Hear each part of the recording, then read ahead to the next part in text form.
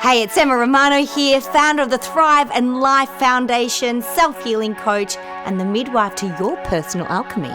I am Kelly Bowen, founder of the Heaven Within Foundation, CEO of Lifestyle Finance Australia, finance expert, life and business coach. And you are listening to Inspired Conversations, where we talk about the things that really matter. Yes, we go there. We share together what's exciting us, inspiring us, and having the most profound impact on our lives and our clients' lives. And we do this to elevate and inspire you. We cover it all from life, body, love, relationships, trauma healing, addictions, business, money, and all things woo-woo. So sit back, relax, and get ready to be inspired and laugh the fuck out loud. Welcome, everybody. This is Emma Romano and the gorgeous and delectable Kelly Bowen, and you are listening to Inspired Conversations. It's you wait, like I take a breath and you kind of take like a breath and a half. I know. I'm really crap at it. Welcome, you beautiful people. Thank you for listening to us today. We are going to give you gold. If you're listening to this driving the car, you'll probably want to listen to this again with a notepad.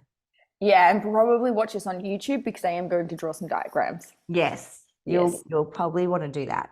So, Kel, take it away, my love. Amazing. Thank you, gorgeous. Also, I love how you introduced me. You've got to let me introduce you on the next episode. Okay, done. Thanks. Okay, great.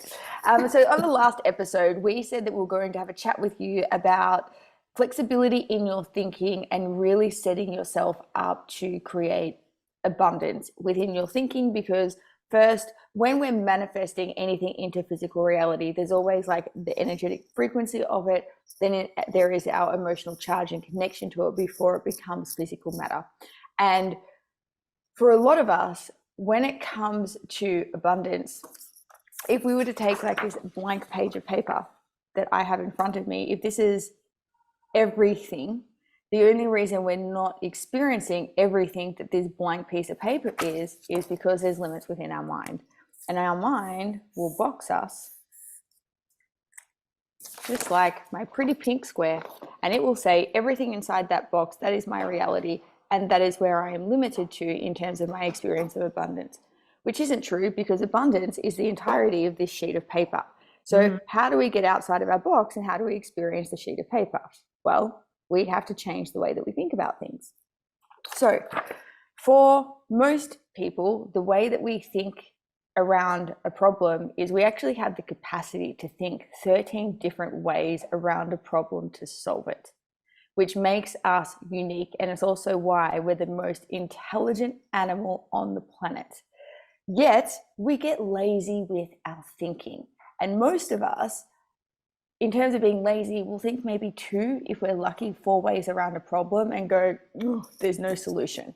It sucks. This is just where I'm at and I can't change it. This is just my reality. These are my circumstances. Insert all of the limiting beliefs why this is where you're at. Can I tell you my worst response to it? Yes. You ready for it? Ready. It is what it is. I freaking hate it is what it is, because when someone says it is what it is, they have given up on all opportunity or possibility of it being something else. 100%. They've accepted their little box. Yes. And we are naturally, like, our birthright is abundance, joy, play, creativity, expansion. And when we're born into this world, we are this beautiful bundle of joy, of completely unlimited potentiality. And so what happens to us? Well, we get taught there are certain ways that we have to be to fit into the world. There are certain ways that we have to be safe so that we don't die. There are certain ways that we have to be to make money, to put food on the table, like all of these different survival things. And every time that we go through this process of like uploading these different ways of being and taking on these different identities and values and paradigms, it is literally creating that pink box on the page. Now, between the ages of 0 to 7, we're really flexible with this, right? Our brains are adaptable and we're constantly learning. And then what happens after the age of 7, our critical faculty is formed. And when we're looking at the brain, it's like these 3 points that become, and I don't know the names of them, but there's a really awesome TED talk about it. I can't remember even who it was by now, but essentially, here's the nuts and bolts of it: is that there's 3 points within our brain, and this creates our set modal form of operation, which means these are the neurons that wire together and fire together to create like certain, like our fixed identity and beliefs and values about ourselves and understanding of the world. And that's what we take into adulthood. Now, because this becomes a fixed way of operating for us, when we want to grow and change, we literally have to break this down to create new ways of thinking. Now, people love psychedelics and plant medicine because from that perspective, what it does, it actually puts that part of us to sleep, the fixed form of our identity, what we've created as our fixed form physical reality. It puts this part of us to sleep, and it opens up all the neural network to fire again and create new connections and new neural pathways.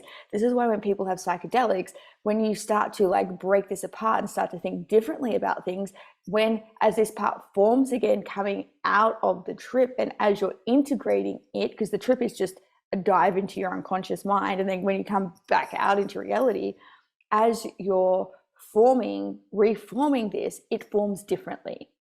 Yet I just want to put a little disclosure: you don't have to go on a trip to break it down. Exactly, that's where I was going. Thanks. I'm like, everyone's sitting there going, "Where's my dealer?" Yeah. You're like 5 words ahead of me. So one way to do it, but if we can't sit in ceremony 24/7, so how do we start to break down this modal form of operating, these neural networks that wire together and fire together? Is that we need to learn to be flexible in our thinking. We need to learn to access those 13 different ways that we can think around any situation to get ourselves out of that box and open re-tap into that unlimited potentiality that we are. And the way I think, so this is coming from NLP, hierarchy of ideas, and I'm going to teach it a little bit differently because every time that I've learned it in an NLP class, I've literally wanted to snooze. And it wasn't until I got sort of like out into life and started playing with it where I was like, oh, this is so cool. Like I actually see the value in this and how it applies. And once you master this will have you appear to be like one of the smartest people in the room, because you've taught your brain to just be so flexible and malleable and think around different things. Great coaches are phenomenal at doing this. Also, people in business are really phenomenal at doing this as well. So it's going to seem like a super simple skill. However, if you master this and spend the time with it, it will like radically catapult your growth and also your experience of reality and make you feel like the powerful creator that you are. And to give you some kind of context, like just how powerful we are as human beings and how amazing our brains can be, you've got, I think it's dolphins can think 11 times outside of a problem and move around it in terms of solving it. I think monkeys are somewhere around 9, and I can't remember the animal that's one of them, like might be like a dog or a cat that can think 2 or 3 times around its like current problem solving capacity. So in terms of our capacity to use our brains, it is huge. We're just not using it. So there's so much potentiality about it. And there's also another, like before we kind of jump into this, there's a layer that I want to put in there. And there's a book that I think we've spoken about this in the past. It's Carol Dweck's Mindset. And it's one of the most powerful books I've read in terms of shifting your thinking from a fixed mindset to a growth mindset. And in that, do you remember us talking about this? Have you read this book? Yeah, I haven't read it, but I know you've told me about it before. Yeah, it's one of those books that if you read it and you let it, it will absolutely change your life, because what it does, it starts to open this up, but it starts to give you the foundation of where, like, if you find that when you face a challenge, you get exhausted by it really quickly, or that you feel like or if you're constantly coming up against things and you feel like you've got a this or that decision, then there's a high probability that you've got some fixed mindset going on and need to switch that to growth. But what I really love about this book, it talks about the foundation of how these things are created. So they did this study, and I always find it really interesting, like when they go back and do studies with children, and what they had these 2 different sets of math problems, and they had it for like the appropriate math problems for the age and the grade the kids would be in. And they had one group where they would praise the children based upon the results that they got. And then they had another set of children that they would praise them based upon the effort they put into solving the problem and the work they could see, that the child did to solve the problem, not necessarily the result itself. And so what they did, they gave out the test. The kids did the test. Group A got all the praise, like, well done, you got 10 out of 10, and, you know, good job, you got 8 out of 10, like, and praise purely based upon result. Or, geez, you didn't do so good, you only got 3 right, was the praise that they got. Then the other group was like, wow, you've done such a good job at this. I could see how you thought through solving this problem. I can see how you put that together. I can see how your hard work has got you 10 out of 10. Keep up the good work. If you keep working through things like this, you're going to go really far. And if you apply this to any challenge you face, you're going to eventually be able to find the solution for it. So the kids were praised upon effort versus results. Then what they did, they took away the test, then they gave the children a new set of math problems that were for the grade above them, knowing full well most of them wouldn't be able to get more than, I don't know, maybe 5 of them right. So they gave these the tests to the control A group, which was praised for results, and then the other one, B, praised on effort, took the test back. Now the kids that were praised on result, they were like, oh, look, you know, you only got 3 right. And they saw a huge decline in the child's willingness to then go back and work through the problems they got wrong, versus the other group that was praised upon effort. And even though they were saying, look, you only got 3 right, but I can see in this how you worked, and this one, you were so close, you were almost there. They were all very willing to go back and work through the problems they got wrong. So when they got the test again, they were excited to work through and try and solve the questions. And the control group that was praised based upon effort didn't want to participate anymore. Isn't that interesting? Right? And this is so interesting. So interesting. Now, think about it as an adult when you go to learn something new or you face something challenging. What comes up? What is the inner dialogue? Like, are you facing off with it, like, don't have a go, like, you know, don't do that, you're dumb, you're stupid, you're not going to be able to figure it out, you're going to look silly?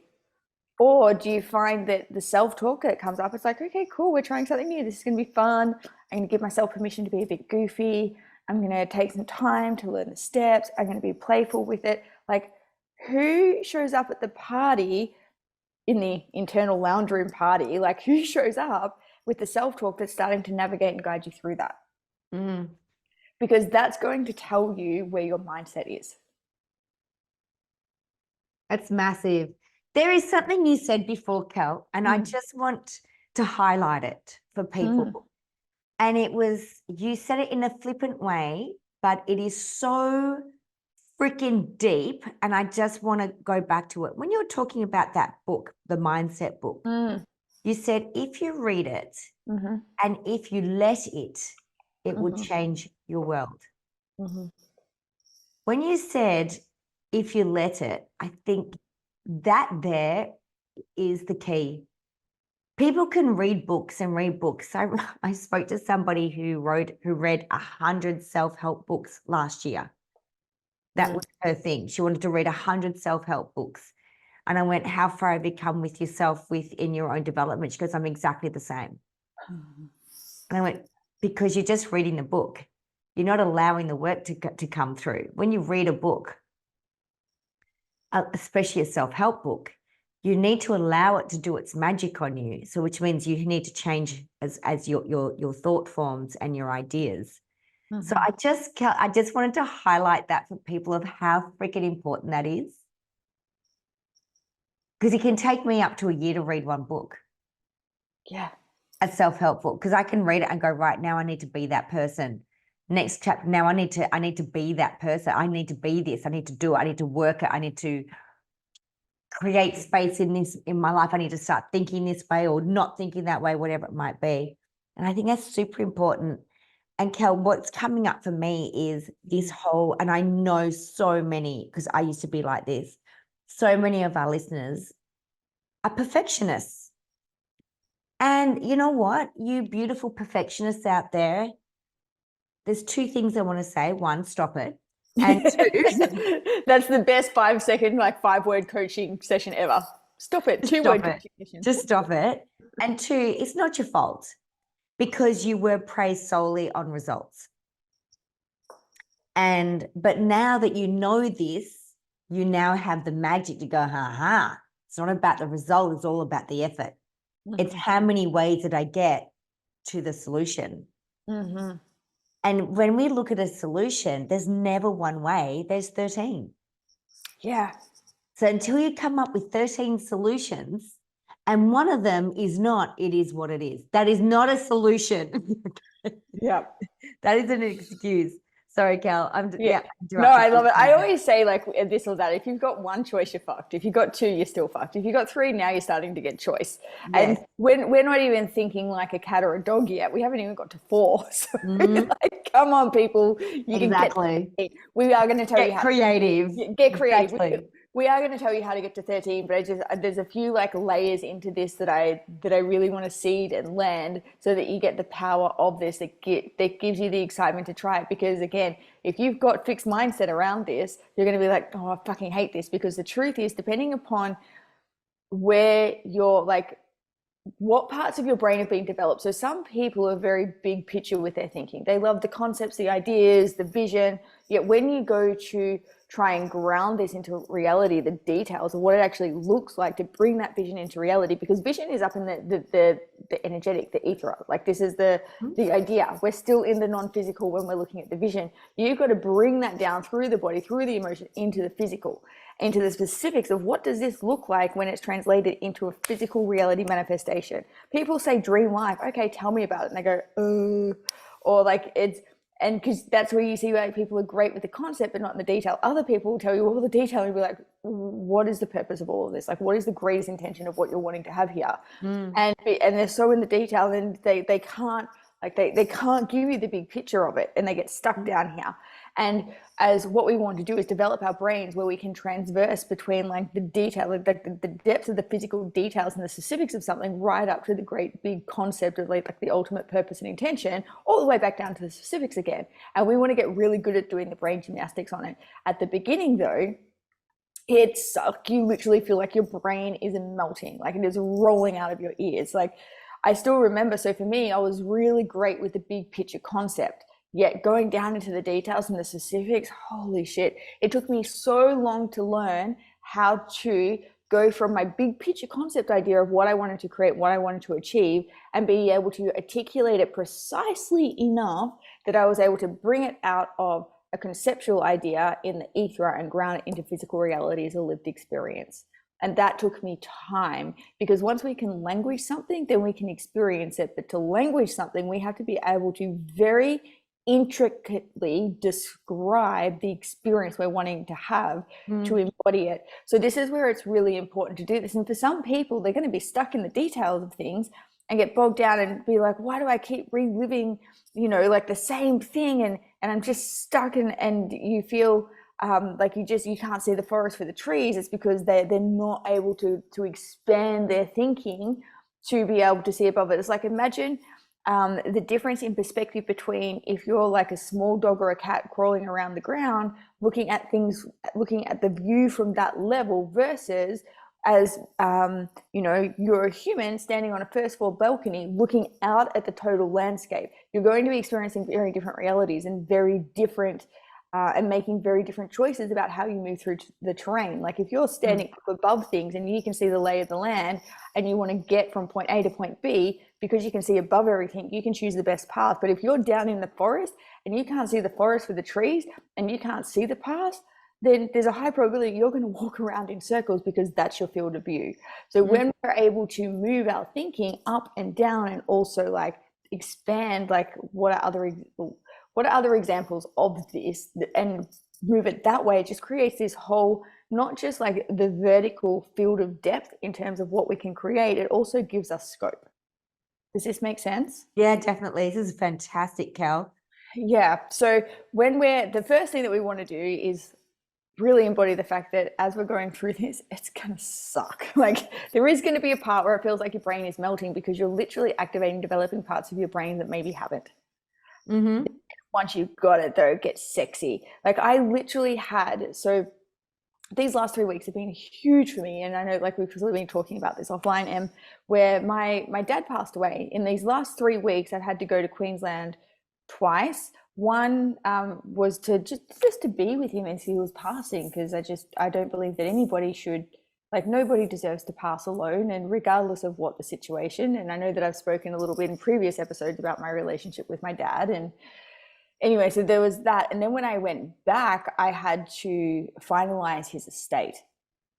And one thing that I've always been really grateful for myself in like learning this process is just how creative and resourceful I can be with my thinking, and how that I can pull things together really fast. Because if I get it, if something isn't working, I can very quickly sidestep and create another alternative solution for it.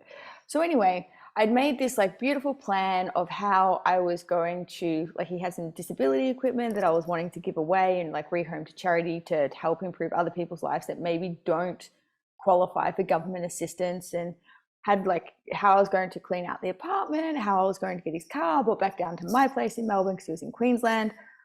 And I had this beautiful plan, and there was so much spaciousness. Yet I wasn't planning for what happened next. It was one of those, make the plan, execute the plan. Realize you can't execute the plan. Make a plan up on your feet, start making the new plan. So what happened, part of my plan was I was really relying on being able to use his ute so I could like put a trailer on and take things to the Salvation Army to donate things, and other things were just, For those in America, a ute is what you call a truck. A truck, utility vehicle. Yeah. Yeah, pickup truck or a ute. Yeah. It's very Australian to call it a ute. Very Australian. So Australian. Google ute, UTE, and you'll figure out what it is. Yeah, it's a truck. But our utes are like smaller than your trucks. Oh, miniature. Miniature compared to them. They're very different. Anyway, so, and this isn't just any kind of ute. Like, it's a cool ute. It's a fire engine red V8 Ford XR8 2008 ute. Like, it's a beast. I've called it beastie. And when you're in it, sexy ute, right? It grumbles like brum brum brum brum brum. And anyway, so I just love this car. It's having this whole relationship with the car. And there's obviously like there's part of me that's like I'm connected with my dad through this car, and I'm having a great time. Anyway, the first night that I'm there, we pull into dinner. We're having dinner. My best friend and I were having dinner with some friends that live in Queensland. They've driven an hour and a half to see us. And all of a sudden the car makes this sound as I'm parking, and I'm on full lock, and I'm like, uh-oh, that's not a good sound. Park the car, and then there's this steam coming out from under the bonnet. Yes. I'm like, oh no. Oh no, no, no, no. You know that song. Anyway, and my best friend's like, she's like, that's steam and it smells like burnt rubber. I don't think that's a good sign. And I'm like, well, and this is where like the country part of me kicks in. I'm like, well, it's either going to be something to do with the radiator or one of the fan belts or the power steering belt. I'm kind of hoping. You, Kel. Oh, it's probably the fan belt or the. Well, I just know those sounds. I've heard those sounds before. I've heard fan belts snap before. I've also heard power steering belts like snap before, particularly when you're on full lock. Yeah. And I was also very aware that the car had been sitting there for months without being used, and being that the car is a 2008 car, there's certain things that are just like they're older, and if they're not used, they'll sort of seize a little bit. And I know my limited knowledge about cars. I know enough to know that they're the probable causes, and if I'm seeing steam coming out from under the bonnet, typically it's going to be power steering fluid or radiator like fluid. Mm-hmm. I'm like, okay. They're like, well, let's just go to dinner and hope that while we're at dinner, it just magically fixes itself, right? Oh, that's a great solution. I'm like, that's a later. That's number one of the 13 problems, right? All right, ready, get ready. Here's my brain about to go to work. I'm like, all right, I need a moment to think about how I'm going to solve this problem. The first solution, well, let's just go to dinner. It's not a problem for at least another hour and a half. And worst case scenario, our friends, they literally kind of have to go past where we're staying. Worst case scenario, leave the ute where it is. Friends can drop us home, and I'll organize a mechanic tomorrow to come back and look at the car. First level of solution. I'm like, cool, mechanic will fix the car. So I go in, talk to my friends. We have a bit of a laugh. And they're like, yes, of course, we'll take you home. Come out. My friend's partner, who knows a lot more about cars than me, he's a guy. That's automatic. You automatically get the badge of you've got to know more about cars than me. So Yep. here we are in the dark.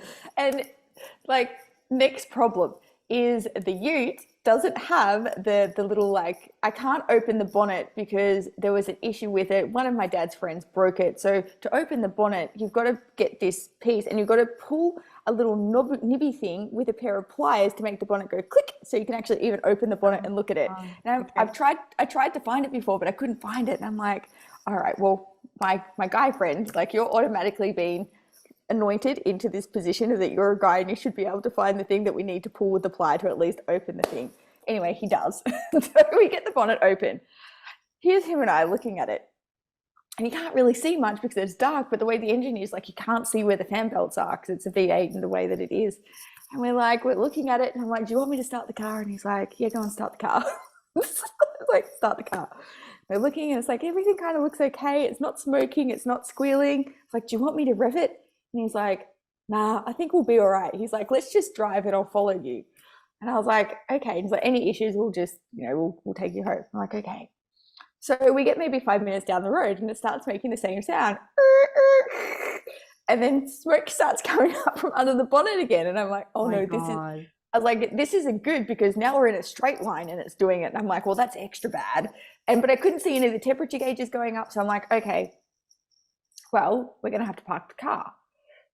Get in the car, friends take us home. And in the morning, my friend and I were like, right, let's call all of the mechanics. So now we're executing the original problem solving of the plan. Let's call all the mechanics. So we call about 5 of them. And I tell them my story. I start off giving them the full story that I just gave you. And they're like, oh, look, no, we couldn't fit anything in for 2 weeks. We couldn't fit anything in for a week. And I'm like, spending all this time telling this story. I'm right. Next question I'm going to ask is, hey, do you have the ability to fix a car this morning? Like, let's answer that question first. And hey, Kel, like, before you go on, just move your hair away from your mic. Other side. Yeah, there you go, girl. Good girl. Great. Thanks. I got you. So then we're all of the mechanics are like, nope, can't. And here's the next layer of the problem. Because your car is a 2008 and it's an XR8 novelty vehicle, even if we could fix it, we're not going to be able to get a part for at least a week or a fortnight. And mind you, I've got to be home within 48 hours. And then 48 hours from being home, I'm getting on a flight to go to Nepal. I'm like, I need this car fixed. And that's not even dealing with the next problem, which is I've got to have my dad's apartment cleaned out within the next 24 hours to get on that plane. So I'm just like, oh my God. So I'm like, okay, well, I can't get my ute fixed. I don't have a ute to finish the job. So I'm like, okay, well, let's just deal with the ute to figure out how we're going to get it fixed and get it home. So my friend and I, after we realized the mechanic can't help us, one of them gives us a good idea. He's like, hey, maybe you can get the people that were going to tow it from Brisbane to Melbourne to pick it up from where it is, or get a tow truck to take it from where it is to that depot and they can take it. And I'm like, that's a brilliant idea. So then I start calling people, only to realize that if your car can't be started, then you have to pay twice as much. And I'm like, oh no. Thank God this is a problem money can solve. And I was like, let's just pay the... That's good. Thank God we got lots of money. That's all I can say. Thank God. And I was like really grateful that this wasn't happening to me 3 years ago. I'm like, yes. Yeah. So we solved that problem, right? $1,800 later, we get the car towed. I convinced the really nice tow people to keep the car at their depot for 24 hours. So the next tow company can pick it up and then take it to my mechanic, and they're going to deal with it while I'm still in Nepal. Fingers crossed it all goes well. First problem solved. Like, now I've got the next problem of I've got a ute I've got a trailer that I've hired from Bunnings sitting at my dad's apartment, ready to put all the stuff in, but no ute. And I've got to return this trailer within 24 hours. And I'm like, fuck, what do I do? I was like, I know. Bunnings also hires utes. I've hired one of them before. Let's hire a Bunnings ute. So you can see just here how my brain is like continuously working through these problems. Okay, what is the problem? How can I solve this? What else? Where else? And so I want you to pay, like, yes, this story is comical, but I want you to pay attention to how my brain is working right now in terms of how to solve this problem. And mind you, my friend and I, we managed to resolve all of this within the space of like an hour and a half max, like just by being able to move through this so fast. So I'm like, okay, cool, let's go to Bunnings. So, I'm still calling the tow truck companies to sort that problem out and just lock all of that in. She's on the phone calling. She's called the Bunnings that I got the trailer from. Nope, sorry, ute's not available. But the only time it is the morning that we were flying out, and it's only available for an hour. We're like, that's just not going to work. And I'm like, call the other Bunnings, which is down the road. And they're like, yes, you can have the ute. And I'm like, oh, okay. So now we're like, okay, well, we don't have a car. How are we going to get to Bunnings? Okay, well, let's just Uber it to Bunnings. Cool, problem solved. Get to Bunnings, get the ute. So we've hired a ute from one Bunnings, a trailer from another Bunnings. We go back, get the trailer, only to realize we don't need the trailer because we can put all the stuff in the ute now. Anyway, put all the stuff in the ute, do the tie downs, put the trailer on, drop the trailer back at Bunnings, take the stuff to the salvos, do the beautiful donations and the repurposing of my dad's beautiful stuff, and then taking the stuff that like we couldn't do anything with to the tip. Then from there, taking the ute back. Now, you'd think this would be done, right? Problem solved. The only thing I've got to do the next day is for the final clean to come, and that's all been organized. That's easy, no problem. I also had a mobility scooter, and this isn't just any kind of mobility scooter that my dad had. Like, it's an awesome mobility scooter. It's like so good I almost want to keep it myself. It's that good. Like, it's got mags on it, it's off-road, it's all-wheel drive. Yeah, it's cool, it's pimping. Anyway, and I was like, I really like this. It's too good not to sell. And I'm like, but how am I going to move a mobility scooter from Caboolture, not Caboolture, it's Caboolture. I've been told, I've been corrected, Caboolture, to Brisbane, to my friend's house, so she can sell it for me. And I'm like, well, I don't have his ute anymore, so I can't use that ute because it's on a truck, and I've still got to get a taxi or an Uber to get from Caboolture to the airport that day. And then I was like, how else? I was like, how do other people transport these kinds of things? And I was like, oh, maybe I could get my friend to come and drive and pick it up in her ute. But I'm like, well, then I've got to find a way to get it in the ute on a ramp and hope that we don't stack it going up the ramp into the ute or stack it coming out. And I'm like, no, that's not safe. And it's not practical. It's ridiculous. How else could I do this? And then I remembered that I've seen taxis take people in like motorized wheelchairs and mobility scooters and that kind of stuff. And I'm like, oh, well, I've got to get a taxi anyway. I'm just going to order a taxi that can take me with the mobility scooter to take me from Caboolture to my friend's place in Brisbane, and I'll take that same taxi from her place to the airport. And I was like, brilliant, job solved.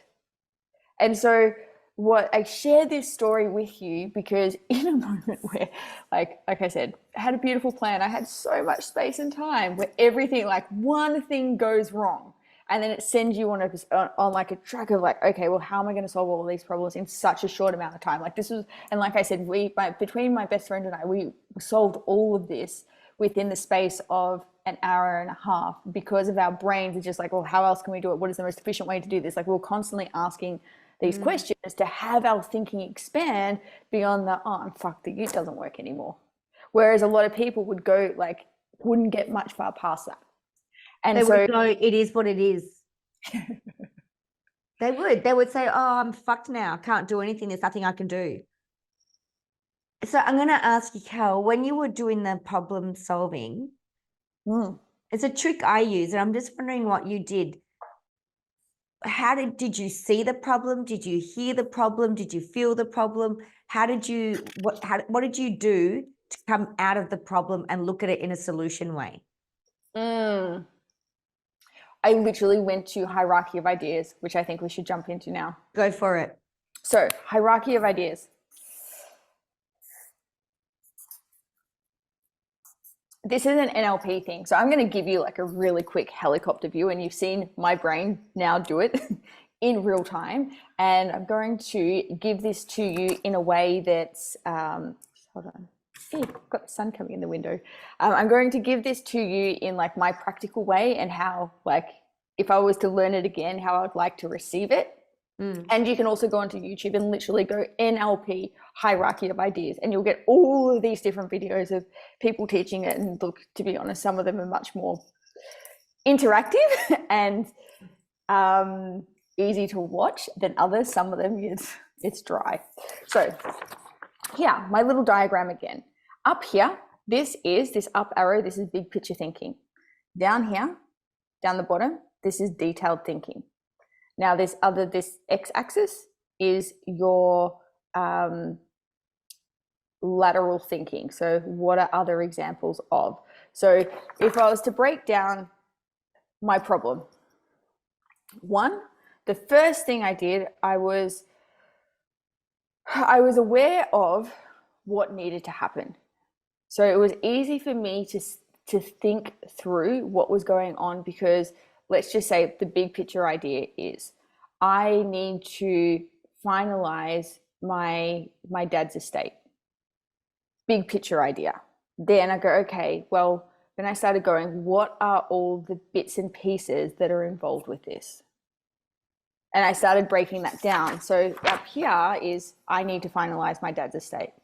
Breaking down what are all the different pieces that need to get done, till I had a full list of everything that needed to get done and finalized to be able to move through it. And then once you can see something and you can list what needs to be done, then you can start making plans about it. You just hit the nail on the head. I'm going to tell everybody, you disassociate from the problem. Yeah. So when you're looking at it on a piece of paper or looking at it outside of yourself, you'll go into solution focus. You go into solution. You'll go into what's the word? Solution. Problem solving, solution focus. Solving. Yes. Yeah. Resolution focus. Yep. And so if we're stuck in it, you won't see, you won't be able to do it. So that's the best way to like look at it as though it's not happening to you or you're not in it. You one of the things that I do, I'm ever stuck in a problem, I pretend it's my best friend who has the problem. And I go, what would I do for her? That's awesome. Because if it's your best friend, you got 1,000 things you can fucking tell them, right? Yeah. Like legit. But when it's yourself, like, I don't know what to do. Well, what if it was Kelly? What would I do if it was Kelly? And then I can come up with 13 solutions. Yeah, 100%. And that was one gift that I really had with this, was that I, to the best of my ability, I stayed dissociated from, not in an unhealthy way, but in terms of like I had a lot to get through in a short amount of time, and detaching from like there's the parts of the passing of my dad, that's the emotional aspect that I'm like working through and being with, and that's a whole other story on its own. But in terms of this, like the practicality of it, I was very much like the box I put it into was I'm moving house. Yeah, there you go. You disassociated from it. That was the box. Like now that you've said it, the box I put this into is a moving house. And I was like, I've done this so many times and I'm really good at it. So I just went into I put it in my moving house box. Yeah, where I've already got a skill set around, and I literally just went through moving house box. And I had my best friend Gabs with me, her and I, we've lived together a couple of times. We've helped each other move house multiple times. So when it comes to like house moving, we're pros. So I took like the best person for the job with me to help like navigate any of even though all the things were laid out, when shit happens, as it ultimately does, like how to move through it. What I do want to share around hierarchy of ideas though is, so what you've got in the higher quadrant is you're looking at big picture ideas, and it's really handy before you start anything is to get really clear on what the big picture is. What is it that you're ultimately wanting to do? And this is going to be like a more abstract concept, like move house. It's very abstract. It's like, well, what are we moving? Are we talking like all of the furniture? Or are we just talking your personal belongings? Like, what is that? And then you've got also here, it's great if you're doing any kind of negotiation. It's amazing to start up here with big picture idea if you've got any relationship conflict, because the beauty about working up here in the bigger picture is you're going to get more agreement. And you're also going to tap into your unconscious mind and your intuition. There's going to be more simplicity, and you get increased rapport with the other person that you're working with. So let's use an example in relationships. If we were to use the word loyalty, most people in relationships will have a high value on loyalty. And we can all agree that loyalty in relationships is important. Would you say that's a pretty fair assumption, Em? Definitely. Yeah. Now, our ideas around what loyalty looks like as a practice behavior, now that's Very different. going to vary.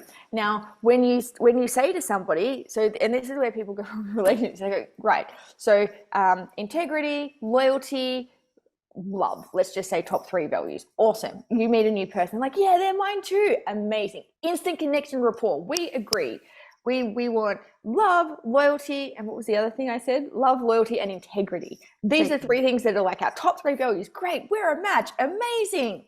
Well, in the big picture concept, yes, you are. But what's really important, this is where the devil in the details is. If you say to them, you always have to go, okay, well, talk to me. Like, what does loyalty mean to you? Now, this person could go, well, for me, loyalty is that... for me, this isn't me. I am not what I'm about to say, but I'm just going to use it in a language pattern so you get the example. 2 people looking at loyalty. Loyalty for me means, well, I'm polyamorous, so I like to have multiple partners. And for me, loyalty is where I'm really open and transparent when I'm with my partners and if I start seeing somebody else. And for me, when I have that level of openness and transparency, this is me being loyal because I'm being fully transparent with my partners. Now, the other person on the other side could be like, what? Loyalty to me means loyalty is that you're with me. The emotional, like the intimate emotional energy, the sexual emotional energy is just something that's shared between the 2 of us. We don't share that outside of the relationship. And for me, that's what loyalty means. Now you can see 2 people have just agreed loyalty is very important. As we start to go down into the specifics, what does that mean for you? See, these are 2 very different people. And if these 2 people try and have a relationship, you can see there's going to be some conflict. Oh, yeah. That's going to be. And I've even got another one for you. So if somebody says loyalty means you will always back me up no matter what my behavior, that other person will start testing that person for loyalty and start acting badly to see if they're loyal to them. Yep. 100%. That's a whole other podcast. Whole other podcast. But just to give you an example of how this works and why this is so important and powerful, particularly when we're having conversations, if somebody gives you a high, like normalized value like that, you need to go, what does that mean to you? Because that's where you get to see whether you're actually a match or not. But most people don't do that when they go into any form of relationship, business relationship, friendship, intimate relationship. And only over time do you start to see what these things are. And most people haven't been taught how to ask these questions or move through the hierarchy of ideas to actually understand, is this person a good match? So for me, in terms of integrity, like this is a true thing for me. For me, integrity is your actions match your words. And it's one of the things when I'm any new relationship, intimate, personal, professional, I am like looking for the integrity between actions and words. It is key for me because I like to be, to the best of my ability, very integral around those 2 things. For me, that equals trustworthiness. And so now, and like we could probably agree, Em, that loyalty and trustworthiness are also 2 things that we value in relationships. Yet, very much so. Yeah. Yet, if we were to go into the specifics of like how do you define loyalty and trustworthy? Like, what specifically does that mean for you? Are you asking me? Yeah. Trustworthy and loyal. Are you asking me what trustworthy and loyalty is? Yeah. Loyalty is you've got my back. It doesn't come in around trustworthy. See, the thing is when you're asking these questions, it's usually what you're coming away from trauma. Like people say to me, trustworthy, are you talking about you can't cheat? It doesn't come into my mind because we just don't cheat. Yeah. So trustworthy is, can I trust that you'll provide the space for me to be me? that's that's trust to me. It's like last night I was telling Kelly, it's a big thing coming up for me, and I've got all this somatic stuff coming up out of my body because of my first marriage. And last night I couldn't even have my husband now touch me. I'm like, went for about 2 seconds or about 5 seconds. I'm like, you can't touch me. But he didn't flinch. He didn't take it into. There's so much trust between us that he knows it's not about him. He knows it's just a fleeting moment. And he's providing the space for me to go through what I have to go through. That's trustworthy, and yeah, that's what it is for me. Yeah, beautiful. I love that. And you can see here I agree, trustworthy is important, but our definitions, what specifically is an example of trustworthiness to you? We've both just given very different examples. What Emma shared is also important to me. I wouldn't call that trustworthiness though. For me, my example of that would be capacity to hold space for me. And so for Em, that means trustworthy. So you can start to see here where this hierarchy of ideas becomes very powerful. We've just agreed on very high level ideas that these things are important. Now we're starting to go down to the specifics. So when you want to move down the hierarchy of ideas, that's where you start saying, what's an example of this for you? Like some of the questions you can ask to go down are, who, how, and when specifically. So the question here is specifically, what does that specifically mean for you? How does that specifically look for you? When specifically would you like that? Who specifically is that relevant to, or who specifically are you talking about? Because it just narrows the focus down to something. The other questions that I like, what specifically does that mean for you? And like, you'll find great coaches to get to like how great coaches find the needle in the haystack. They're awesome at this, like really getting into the specific of just finding that exact thing. Then the other, like, what's an example of this for you? So all of these start to flush out the details. So if you really want to get like intimate in your conversations and really understand your person, then this is where you start asking these questions. And that way, even though you might be agreeing on a high level, like idea, like trust, loyalty, love, abundance, you start to get into the specifics of like, okay, are we even on the same page? Because often where miscommunication happens and disagreements happen is that we're not even on the same page. Yeah, so exactly right. Like it's so important that we take the time to have these conversations and go, what specifically? Now, if you find it hard to answer those questions, and if somebody asks you like, what specifically is love to you, and you go, I don't know, it's something, then this means you haven't defined it for yourself. So how can the universe give you? Now we're starting to talk about abundance, right? And we're starting to talk about physical manifestation, moving something from the energetic, big picture, etheric into the physical. If you can't express to somebody else what love, an example of love is for you, then how do you even know you're experiencing love? Because you could be your box, you could be experiencing it, but because your box is not defined around it, it's never going to hit the bullseye. So you can start to see here where when we can move and transverse between these different ways of thinking, it radically starts to change our physical reality. Oh, it's a juicy one, Kel. It's a juicy one. Like this for me was what had, because I always used to sit in I just can't get my dreams into reality. And then I'd watch my sister, who was brilliant at this. My God, that girl can manifest like a boss.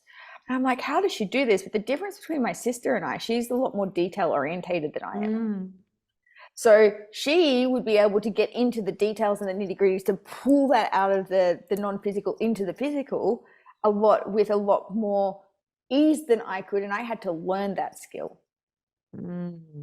It's so interesting. And you look at, then you've got the other part. So that's just moving up and down to be able to identify a problem kind of thing. And if you're stuck in the details, like you've got a disagreement. Let's say Em and I were having a disagreement. We got to this point, we're just stuck. Anytime I get to that point with anyone or anything, I always go, okay, what is our ultimate intention here? What do we really want to achieve? And it's usually, for example, if it's with somebody else, it's love, connection, and closeness. All right, let's go up. Let's move up. Okay, we want to achieve love and connection and closeness. Let's leave the problem away. What would this look like for you? How will you know you're experiencing love, connection, and closeness with me? And then I would sit and wait for Em to say that. Then Em would usually ask me the question. What does love, connection, and closeness look like for you? Okay, great. Can we do that? Can we come into an agreement? So what we've done, we've just gone from like out of the detail, the nitty gritty of the problem, sidestepped it, gone back up to what are we trying to achieve? Their purpose. So remember, when we're wanting to go up the hierarchy of ideas, the questions we're asking ourselves is, for what purpose? What is my intention? What's an example of this? What does this do for you or give you? And it brings us up. And then we can start to go back down into the specifics. Yeah. The other one that I love, now this is where you start to expand your 13 different ways of thinking, is what's another example of this? How else can I solve this problem? So for me, let's look at car. Like, what are other examples, or transport? What are, like, you know, what are other examples of transport? We've got cars, taxis, buses, Ubers, trucks, like all of these different things. So when I'm trying to look at like, how am I trying to move my mobility scooter, you know, how else can I do this? And what are other ways of transport? That's how I ended up landing on, taxis take mobility scooters. I can get one of those. So this is where you need to get clever about moving across to, how else can this be solved? It's my favorite question. How else? And if I was to do this a different way, how else would I do it? What if I did this different? What's another example of it? And that starts to expand just your lateral thinking. Gold, Kel, gold. Yeah. Amazing. Yeah, it's one of those NLP things that when you kind of learn, it's like, oh yeah, because they teach it to you in such a boring way. They don't necessarily. Okay, I remember learning going chunking up and down. I'm like, chunk up, chunk down. I'm like, oh, yeah. Give me some real world examples. Like, why is this important? How are you using it? But if you take the time to master this, and it's coupled with that book, the Mindset by Carol Dweck, both of these will radically transform your life if you commit to it and allow it. Kelly, thank you. Is there anything else you want to share with these beautiful listeners before we sign off today? I would love to know what our listeners think about it. Like, how can you see this integrating into your lives? What do you think it might make available for you? And what I also want to just pop in there is when we say that, I can't do anything until so-and-so does something, you're then in victim mentality. You're an effect of them. It's not true. There's always something you can do. It's just change something, change a behavior, change an attitude, change the way you speak, change something. You can always do something. You can do 13 things, I promise. Yeah, because the moment you say you put it on them, you've taken away your power. This thinking model gives you back all of your power. It gives you back your sovereignty. This is what will make you the most powerful person in the room. Yeah, that's right. Solution focused. Yeah. I love it. Yay, amazing. Thanks everyone for listening. We love you so much. And if you've loved this, if you think a friend can benefit, remember, tag a friend, share it. It's how we get the love around. We're not a plate show. We love you so much, and let us know what you'd like to hear from next. See you guys. We love you. Love you. Bye. Bye.